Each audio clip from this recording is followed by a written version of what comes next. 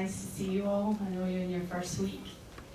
I did my teacher training course at the Sivananda Yoga Farm in May 2002, so 11 years ago, and I think I'm still assimilating all the information that we are given. And for me, it was definitely a life-changing course. But then the first time I came to the ashram was a life-changing experience, even although I had been practicing Sivananda Yoga in London for many years before I arrived at the yoga farm, the ashram in California. And when I got there, I was introduced to Mark Halpern, who was the director of the California College of Ayurveda and still is. And I had actually just arrived to America and was kind of perplexed by the medical system in America, having come from Britain where there is a socialised medical system, and realising that that was also in trouble, but then coming to America and finding that most of the medical healthcare in the US was out of my reach.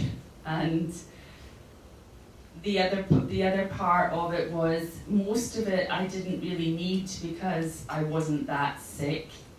But I woke up in certain days where I just wished I knew more about how to remedy some of the little symptoms that I felt. And to be honest, then I'd watch TV or tune into someone's healthcare advice, and it was a kind of fear-based healthcare that I heard. If you go and get your numbers done so you make sure you're not going to have a heart attack. And I was just coming into my 30s, and I thought, it's almost threatening. And I knew there must be a way to live well, because I'd already practiced yoga. And around about that time I was introduced to Ayurveda. And as soon as I heard it, one of the first things I heard about Ayurveda was that they had nutritional advice based on the 6 tastes. And I was thinking of becoming a nutritionist at the time, because I obviously knew that nutrition had a lot to do with health. And I thought, well, how novel that here's a system that bases its dietary advice on how the food tastes. I thought that was pretty unique, because everything that I'd heard thus far was all about vitamins and minerals and carbs and proteins, and I didn't really know how to identify what I was eating by a protein or a carb. I had to be told that information from outside myself. Does that make sense? So when it came to taste, I thought, I know that already. So I noticed then that Ayurveda was going to appeal to something of what I thought was an inherent wisdom system, because generally I thought we wouldn't have lived this long if we'd been waiting for the right book to come along to tell us how to feed ourselves. Because some people have never really read that book, and yet they thrive, and we thrive as a species on the planet as such. So I thought there was a lot in nature that could give us the hint, and obviously being a yoga practitioner, Ayurveda and yoga are sister sciences. So the combination of the two, with Ayurveda preceding yoga, in the sense that Ayurveda prepares you for what could be the rigorous path of sadhana offered to you on the yogic path. So Ayurveda teaches us how to look after our embodied being in preparation for taking that vehicle on the spiritual path.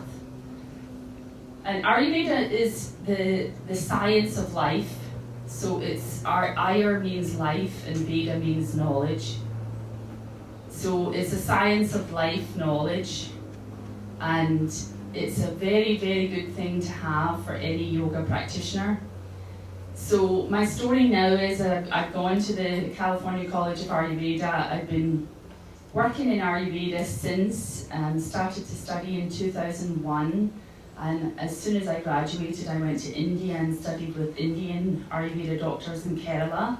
And I've been there maybe 4 or 5 times since then, because Ayurveda is my primary healthcare system. So I actually go and I, as we say, take treatments every few years to look after the vehicle that I'm putting on the spiritual path. And somewhere along that journey, I've been studying David Frawley and his work. So he has some correspondence courses, he has many books, but he does not have a school. And then I met him in an ashram and mentioned to him how valuable his work is, and how useful it would be to combine it with the ashram and what the ashram offers, which is live teachers and the sadhana, the meditation practices, getting up at that time in the morning, eating the food that we eat, and just generally having the satsang, so having the ability to discuss the Ayurveda as we learn it. And so he gave me his correspondence courses and just told me to create courses as I wished for the Sivananda ashram. So to give you a good therapeutic base in the Ayurvedic approach of how to apply yoga therapeutically, this course is the foundations of that knowledge.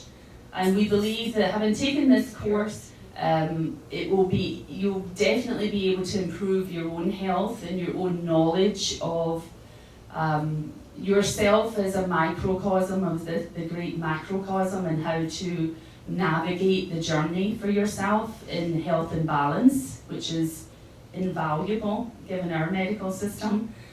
So it's a helping hand for you in that sense for your personal life, and then it's a beautiful thing to know if you want to teach yoga or work with people individually, and being able to understand them a little better. And as you'll see David talk about, it's a lot to do with how we diagnose the conditions that we're working with. So Yoga and Ayurveda actually provide us with a complete diagnostic system based on the language that we use, rather than coming from another medical model entirely and trying to apply yoga to that model.